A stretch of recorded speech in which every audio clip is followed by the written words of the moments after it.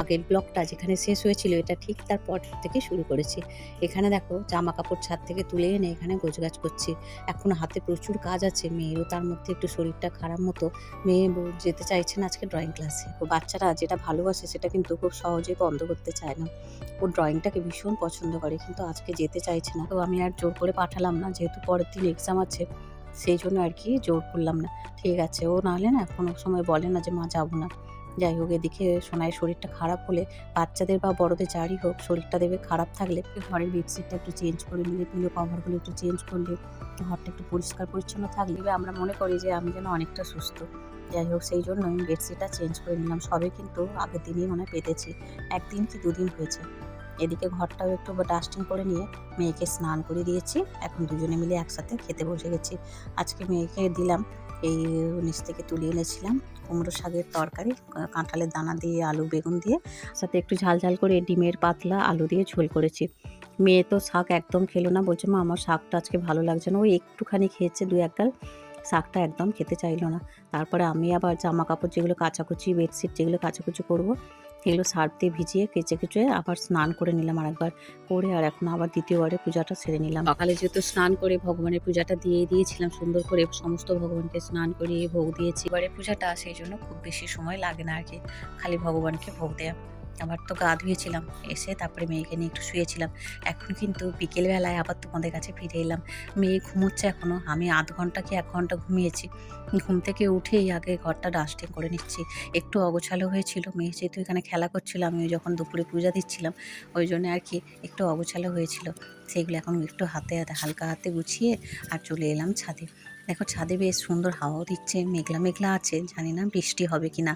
কারণ বৃষ্টির ভরসায় থাকলে হবে না, গাছগুলোতে তো জল দিতে হবে। ছাদে যা গরম, গাছে জল না দিলে গাছগুলো প্রায় মৃতপ্রায় হয়ে যায় আর কি। সেই জন্য সুন্দর করে গাছগুলোতে প্রত্যেকটা গাছে জল দিয়ে দিচ্ছি এবং চারিদিকে সুন্দর করে জল ছড়াও দিয়ে দেবো। সংসারে আমাদের প্রত্যেকের খুঁটিনাটি যে কত কাজ থাকে, সব কিছুকে আর ক্যামেরা বন্দি করা যায়? সব কিছু তো আর সবসময় ক্যামেরা হাতে নিয়ে করা যায় না, হাজারটা কাজ থাকে। প্রত্যেকটা কাজই যে তোমাদের সাথে শেয়ার করি সেরকম তো করে উঠতে পারি না, যতটা পারি তোমাদের সাথে শেয়ার করি। আর তোমরা যে আমাকে এত ভালোবাসা দিচ্ছ তার জন্য তোমাদের অসংখ্য ধন্যবাদ। এইরকমভাবে আমার পাশে থেকো। দেখো আকাশটা কি সুন্দর লাগছে, এত সুন্দর লাগছে। আর বাচ্চারা মাঠে খেলা করছে, তারপরে পাশের বাড়ি ওদের ছাদের উপর উঠে ঘুরিয়ে ওড়াচ্ছে। আর আমার এই লাল জবাটার বেশ কলি এসে গেছে, দেখো খুব সুন্দর, বেশ মানে 4টে-5টার মতো কলি এসেছে। আশা করি মানে 2-1 সপ্তাহের মধ্যে ফুল ফুটে যাবে। পড়তে এসে জামা কাপড়টা ছেড়ে এখন জবটা করে নিচ্ছি। মেয়ে কিন্তু এখনও ঘুমোচ্ছে, সেই জন্য আর কি সময় নষ্ট না করে জবটা করে নিচ্ছি। জব করতে বসলে মিনিমাম তোমার 45 মিনিট কি 1 ঘন্টার কাছে লাগে।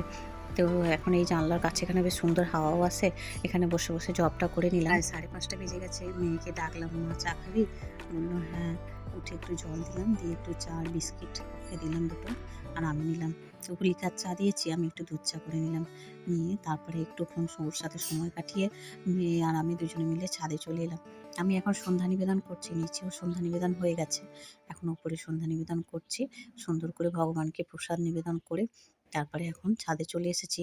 এখন একটু দুজনে হাঁটবো। বিকেল টাইমটা বেশ ভালো লাগে, সবাই সবার ছাদে বেরোয় আর মাঠে হচ্ছে বাচ্চারা খেলা করে, ছাদে ঘুরে ওড়ায়, দেখতে বেশ ভালো লাগে। আর সোনাই খুব মজা পায় জানো। আর এই সময়টা সোনাইয়ের সবথেকে ফেভারিট সময়। ছাদে কখন যাবে মা, ছাদে কখন যাবে? কারণ দেখো শহরের বাচ্চাটা কিন্তু খুব একটা বাইরে বেরোনোর সুযোগ পায় না। আর বাইরে বেরোলেও আমারও তো সবসময় তো সময় হয় না, ওর বাবা থাকলে নিয়ে বেরোয়। আমি এই নানান রকম কাজে ব্যস্ত থাকি আর কি, সেই জন্য মনে হয় না যে আবার জামাটা গলিয়ে বেরোয়। কারণ ওই স্কুল থেকে আনতে আনতেই বিকেল হয়ে যায়, তারপরে সংসারের হাজারটা কাজ থাকে। দেখো এখন একটু হেঁটে নিচ্ছি। গোপাল সোনাকে কিন্তু এখনো শয়নে দিইনি, গোপাল সোনাকে এরপরে শয়নে দেবো। সোনাই একটু সন্ধে সন্ধে হয়ে গেলে মশা ধরে, তো তখন সোনাই নিচে চলে যায়। ওকে নিচে পাঠিয়ে আমি গোপাল সোনাকে শয়নে দিয়ে বাসন কোসনগুলো ধুয়ে পরিষ্কার করে জল ঝরাতে দিয়ে তারপরে আমি নিচে যাব। আবার কখনো কখনো ছাদে আরেকটু হেঁটেও নিই, মানে গোপাল সোনাকে শয়নের পর তারপরে নিচে যাব। দেখো সোনাই বাবা ফোন করলো যে সোনাই বাবাও ওখানে বেরিয়ে পড়েছে অনেকক্ষণ আগে। তো বললো যে আমি বেরিয়ে পড়েছি, ওই 6:30 পৌনে 7টার মধ্যে যাব। তারপরে তো সোনাই নিচে চলে গেল। সোনাইয়ের বাবাও চলে এসেছে। আর বাবা অনেক কটা গাছের ডাল এনেছে। তো এখন যেহেতু বর্ষা হচ্ছে মাঝে মাঝে, সেই জন্য সোনাইয়ের বাবাকে বলেছিলাম আমাদের ওই বাড়ি থেকে কিছু গাছের ডাল পেলে নিয়ে এসো। ওই বাড়ি থেকে বেশ কিছু গাছের ডাল এনে আমরা বসিয়েছি এবং সেইগুলো এত ভালো ফুল দিচ্ছে এখন। তো যেখান থেকে যখন ডাল বানিয়ে আমি বাপের বাড়ি গেলেও আনি, আবার সোনাইয়ের বাবা ওই বাড়ি গেলেও ডাল আনে। আর সেই ডালগুলো থেকে এখন কিন্তু বড় বড় গাছও হয়েছে আর সুন্দর ফুলও দিচ্ছে। দেখো এখানে বসিয়ে দিচ্ছি। সোনাইয়ের বাবা ওখানে আছে, ওই একটু নিরেনটা দিচ্ছে, জল টলগুলো একটু দিয়ে দিচ্ছে। দুজনে মিলে হাতে হাত লাগিয়ে গাছগুলো দেখো সন্ধ্যাবেলাতেই বসিয়ে নিলাম।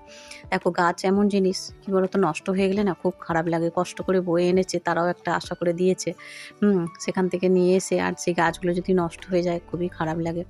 এখানে দেখো বসিয়ে দিচ্ছি, যেগুলো একটু ভিজে ভিজে মাটি থাকে সেখানে বসিয়ে নিচ্ছি। গাছগুলো ধরে গেলে পরে আবার অন্য জায়গায় শিফট করে দেওয়া যাবে না। তো এই জন্য সুন্দর করে দেখো বসিয়ে নিচ্ছি। ওপরে এসে হাত পা ধুয়ে মেয়ের জন্য একটু ম্যাগি বানিয়ে দিলাম। মেয়ে তো তেমন ভালো কিছু খেতেই পারছে না, ওই জ্বর মতো হয়ে মুখটা পুরো একদম বেস্বাদ হয়ে গেছে। এখন আমাদের জন্য একটু লিকার চা বসিয়ে দিলাম। সোনার বাবা খাবে একটু চা মুড়ি, আর মেয়ের এদিকে ম্যাগি রেডিও হয়ে গেছে। বাবা বাড়ি থেকে কয়েকটা নারকেল, লেবু, তারপরে ফল এইসব এনেছে। ঠিমারা সোনাইকে ভালোবেসে তো দেয়, তো সেইগুলো আবার সোনাই গুছিয়েও রেখেছে। তো এখানে দেখো আমরা সব মুড়ি টুড়ি খেয়ে নিচ্ছি। আর ওদিকে রান্না বলতে রাতে ভাত করব, আর ওবেলার কিছু তরকারি রেখে দিয়েছি। আবার সোনাইকে ওই যে বোন থাকে, বোন চিকেন দিয়েছিল, সোনাই দুপুরে খাওয়া হয়ে গিয়েছিল বলে তরকারিটা পুরোই রেখে দিয়েছিলাম। চিকেন দিয়ে সোনাই খেয়ে নেবে। আর আমাদের তো দুপুরের তরকারি একটু আছেই, ওই শাকের তরকারি একটু আছে, আলু সেদ্ধ একটু করে নেব, আর ডিমের ঝোলের আলু কিছু রেখে দিয়েছি। ওই দিয়ে রাতে খাওয়া দাওয়াটা সেরে নেব। আজকের মিনি ব্লগটা বন্ধুরা এই পর্যন্ত রাখলাম। যারা এখনো আমাকে ফলো করোনি ঝটপট তোমরা ফলো করো। Bye bye.